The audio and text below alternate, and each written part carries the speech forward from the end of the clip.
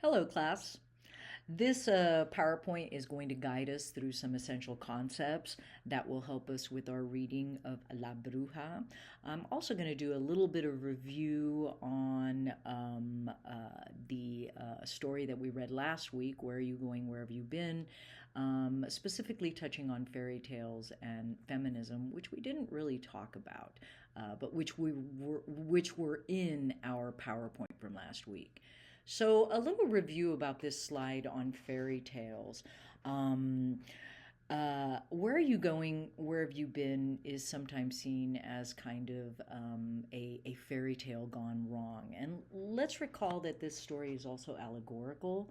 It's a kind of existential allegory that uses allusions like the seduction of Eve in the garden. The story is shaped by the use of motifs and archetypes. Arnold Friend, aka an old friend, is a devil figure. And Connie's narrative arc represents a kind of fall from innocence to adulthood, a fall she doesn't seem ready for. And characters and situations act either as foils for our protagonist, Connie, or are symbolic of a kind of lack of a necessary structure needed for the development of the young adult in contemporary society. It's a lot like the experimental revised fairy tales in the work of Angela Carter, who wrote a great retelling of classic story tales called The Bloody Chamber. And in this book, she basically puts these stories into a bottle and kind of shakes them up and watches them explode. So they become these very feminist kind of stories. Speaking of feminism, or actually, before we get to that, just a little bit about fairy tales. Fairy tales are historic forms that deal with these kind of human problems. A lot of times they are blueprints for human conduct, what if stories, and we do have that in the Oates story. They distance us, so we are estranged in these stories, beginning with that once upon a time. The Oates story begins with Her Name is Connie. A lot of times these stories are blank slates. And so I think that Oates uses the kind of blank slate of this fall from Eden or the seduction of Eve to kind of place us into a contemporary setting with a contemporary young woman who is going through a kind of crisis created by the fact that she has not had a lot of instruction into how to navigate this move from innocence to experience, which we find in the story. It's a very feminist story, and again, this is a review slide.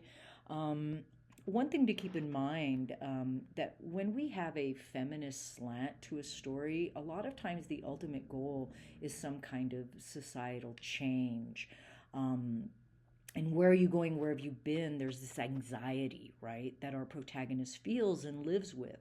And this seems to be the way that the author is questioning mainstream society's view of women and how this view reflects or maybe even creates a foundation for a broader kind of social unrest. And these might be those unconscious forces that drive Connie to engage with an experience that she's not ready for. So this week we'll introduce ourselves to the Gothic, and there are Gothic elements in Where Are You Going, Where Have You Been that we didn't get into. But as we dive into the Gothic in the next few weeks, you should be able to make those connections. The Gothic is all about estrangement. This slide describes elements of classic European Gothic. You might think of Frankenstein or Dracula. Some contemporary Gothic films might include Rosemary's Baby, which is a suburban Gothic where one questions if one's neighbors are really who they say they are. Maybe you've seen Edward Scissorhands, which features a ruined old castle and the trope of the mad scientist. The Addams Family, Batman Returns, The Phantom of the Opera, these are all Gothic stories. The Gothic novel has generally or historically been used to attack authority. Um, a lot of times we find this Faustian bargain that we've talked about in the classic Gothic and in modern Gothic. So, this week we're going to talk about the Gothic in American literature. American Gothic is a little different, but it retains elements of classic Gothic, again, only in a different form. Um, American Gothic explores the dark side of modern America, often plunging characters into mystery, torment, and fear to ask disturbing questions of our more familiar and comfortable ideas about society. In other words, these are those dangers that lurk beneath the surface of a seemingly advanced society. Often, these narrative arcs show up as hauntings. We have haunted characters in Gothics. The Gothic relies on atmosphere. And mood. And psychic disintegration is something that's key to the Gothic. And again, we see this with Connie because Connie splits herself. Remember, Connie is one person at home and one person everywhere else. And that is this kind of projective identification. I am the other. Right? This is a dominant psychological defense that we find in the Gothic. And this often results from a fractured domestic structure. Again, something that we have in Where Are You Going, Where Have You Been? In the American Gothic, the landscape is haunted. It's full of ghosts that have supposedly been vanquished or silenced by colonialism, but yet remain. And that's why we have this idea of the return of the repressed in the Gothic. Again, the Gothic is full of fracturing, both of that domestic locale, often the landscape itself, characters are fractured, and the Gothic master plot involves the idea that women are in most peril in the Gothic. Often it is the woman trying to escape from that prison, that dungeon of sorts. And this could also be an escape from the mother. This week we're reading excerpts from Coyote Songs by Gabino Iglesias, and I've chosen La Bruja as our reading for this week. Coyote Songs is a mosaic novel. The book blends horror, noir, magical realism, and stories of testimony or aspects of witnessing to capture the violence of the U.S.-Mexico borderlands. And it's got these 27 little short stories that are all kind of mixed up. So we're following multiple narrators here. And this means we've got mothers, children's, migrants, killers, ghosts. La Bruja is a ghost. And all of these stories intersect around these realities of migration. And these are necropolitical realities of migration, disappearance, and systemic abandonment. We're also going to get into horror in the next few weeks. And here in this book, or in the section that we're reading, we're going to see how Iglesias uses horror to eliminate how border violence is lived, inherited, and remembered.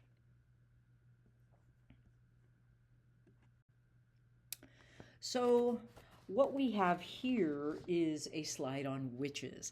And we've come across witches before in the form of Ultima. And here we have another Bruja character.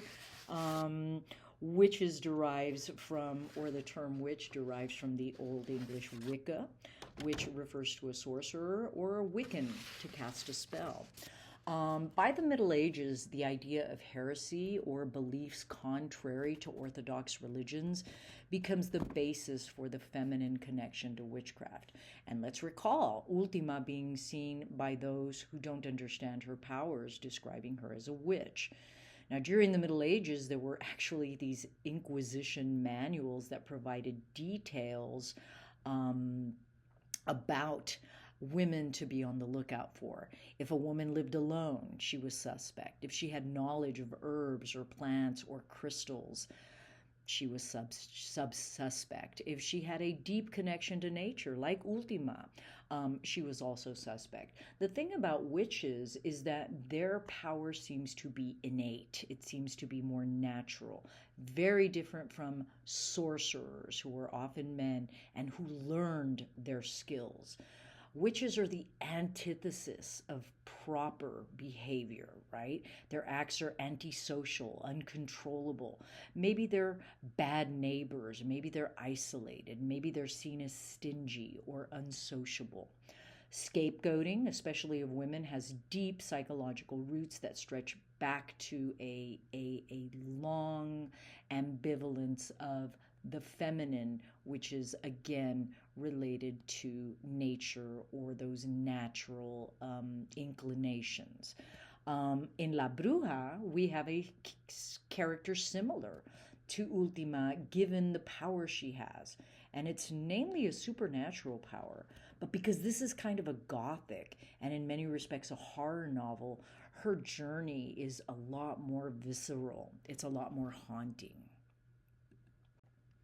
Now, I want to talk about a couple of terms that we're going to be using in the next couple of weeks.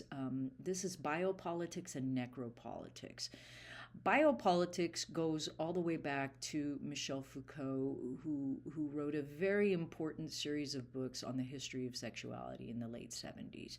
And he really asked himself how modern societies, how governments, how states control populations, not necessarily through the threat of death, but through other techniques, like surveillance techniques, or even ideas about culture itself.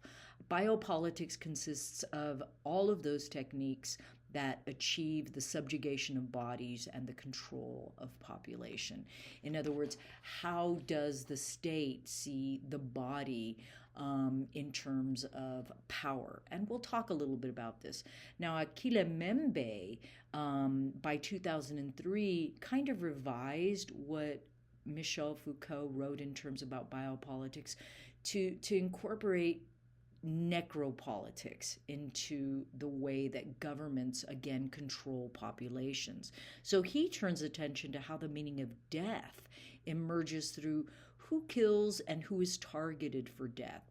And some of the questions he asks, and some of the questions we'll ask in the next few weeks, are how do governments protect the lives of some while justifying the deaths of others?